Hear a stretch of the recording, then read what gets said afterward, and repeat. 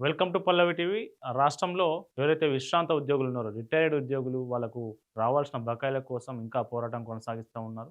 అయితే వాళ్ళకి సంబంధించిన అంశం మీద సామాజిక కార్యకర్త, సోషల్ యాక్టివిస్ట్‌గా ఉన్నటువంటి పక్కా జడ్సన్ కాగ్‌కు ఫిర్యాదు చేశారు. ఏమని ఫిర్యాదు చేశారంటే, వీళ్ళకి కమిటెడ్ బడ్జెట్, వీళ్ళకి ఇవ్వాల్సిన వీళ్ళు దాచుకున్న డబ్బులు వీళ్ళకి ఇవ్వకుండా వేరే అవసరాలకు ప్రభుత్వం నిధులు మళ్లించిందనే అభియోగాలు ఫిర్యాదులో పేర్కొంటూ కాగ్‌కు ఫిర్యాదు చేశారు. కాగ్ దీని మీద కేస్ కూడా నమోదు చేసింది.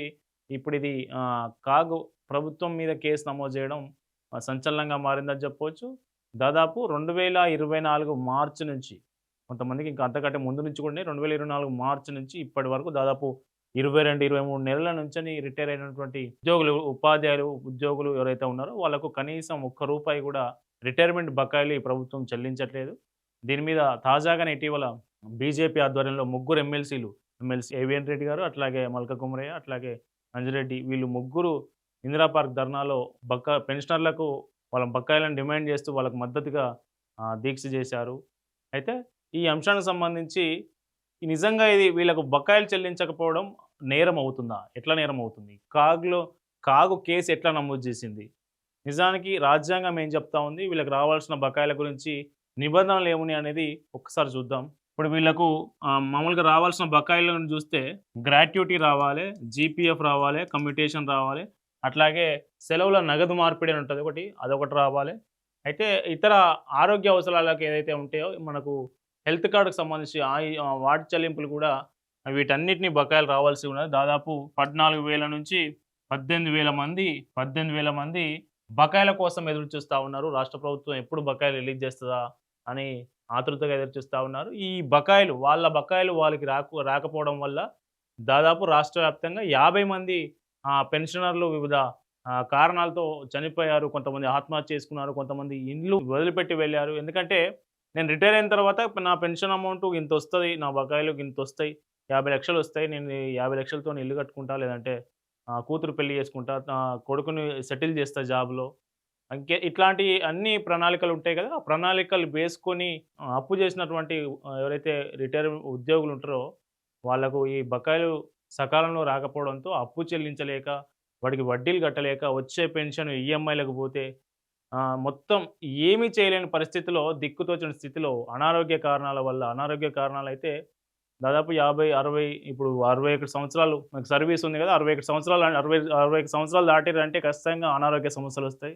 అటు చిన్న చిన్న సమస్యల నుంచి మొదలు పెద్ద పెద్ద ప్రాణాంతక వ్యాధుల వరకు, క్యాన్సర్‌ల వరకు చాలామంది ఇబ్బంది పడుతున్న పరిస్థితులుంటాయి. దానికి ఆహ్, వ పెద్ద రోగాలకు ఖచ్చితంగా లక్షల్లో ఖర్చవుతా ఉంటది. మనకు కార్పొరేట్ హాస్పిటల్‌కి పోతే లక్షల్లో ఖర్చవుతూ ఉంటది. అనారోగ్య కారణాలకు అప్పు తెచ్చి ఖర్చు చేసి, మరోవైపు ఈ బకాయిలు రాక వాళ్ళంతా ఇబ్బంది పడుతూ ఆత్మహత్య చేసుకున్న వాళ్ళు చాలామందున్నారు.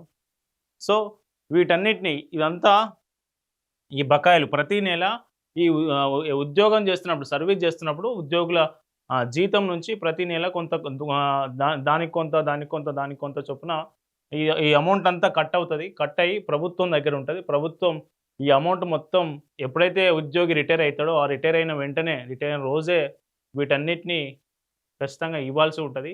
కానీ ప్రభుత్వం ఏం చేస్తుందంటే, ఎప్పుడైతే 3 సంవత్సరాలు, గత కేసీఆర్ ప్రభుత్వం 3 సంవత్సరాలు సర్వీసు పెంచిందో, ఏజ్ లిమిట్ పెంచిందో ఉద్యోగులది, 58 సంవత్సరాల వరకు రిటైర్మెంట్ ఏజ్ ఉంటే దాన్ని 61 సంవత్సరాలు చేసింది కదా!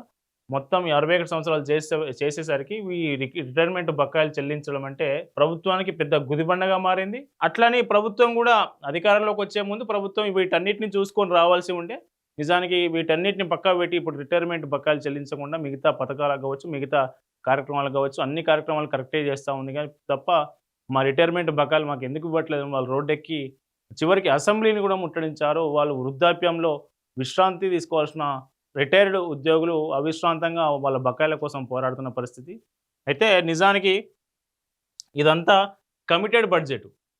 ఏదైతే ఖచ్చితంగా ఉద్యోగి రిటైర్ అయితారనే విషయం ప్రభుత్వానికి ముందే తెలుస్తుంది. ఎందుకంటే అతని సర్వీస్ ఎంతుంది, ఎప్పుడు రిటైర్ అయితారనే వివరాలు ప్రభుత్వం దగ్గర ఉంటాయి కాబట్టి రిటైర్మెంట్ ఈ సంవత్సరం ఎంతమంది రిటైర్ అయితారనేది ఇయర్ బడ్జెట్ ఏదైతే ఉంటుందో ఆ ఇయర్ బడ్జెట్‌లోనే వాళ్ళకి అలొకేషన్ ఉంటది.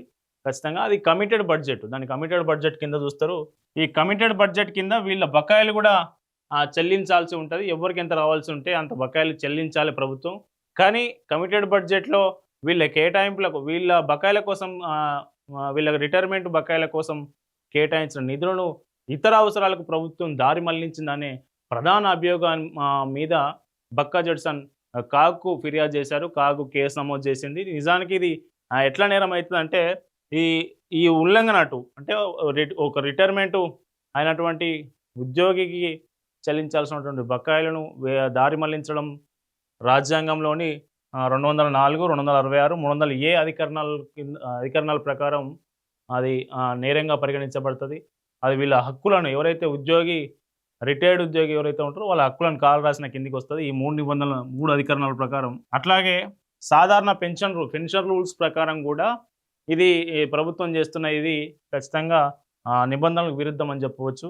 అట్లాగే ఆర్థిక నిబంధనలకు కూడా ఏదైతే ఫైనాన్షియల్ ఇయర్ బడ్జెట్ ఉంటది. ఆ బడ్జెట్ ఆర్థిక నిబంధనలు ఏవైతే ఉంటాయో వాటి ప్రకారం గూడా ఇది నేరం కిందనే పరిగణించబడుతది కాబట్టి కాగ్ దీని మీద కేసు నమోదు చేసింది. ప్రభుత్వం మీద కాగ్ ఎట్లాంటి చర్యలు తీసుకోబోతా ఉంది? ఏం సూచనలు చేస్తది? ఏమన్నా చర్యలు తీసుకుంటదా ఏంటి అనేది ఉత్కంఠంగా మారిందని చెప్పవచ్చు. మొత్తానికైతే రిటైర్మెంట్ బకాయిల కోసం వాళ్ళు చేస్తున్న ఉద్యమానికి బక్కా జడ్సన్ వాళ్ళు మద్దతుగా పోరాడుతూ వస్తా ఉన్నారు. గత 4, 5 నెలల నుంచని వాళ్ళ వెంటే ఉంటూ వాళ్ళ సమస్యల పట్ల పోరాడుతూ చివరికి కాగ్ వరకు కూడా వెళ్లి ఫిర్యాదు చేయడం జరిగింది. ఆయన ఫిర్యాదు మేరకే కాగ్ కేసు నమోదు చేసి దర్యాప్తు చేస్తున్న పరిస్థితి కనిపిస్తోంది.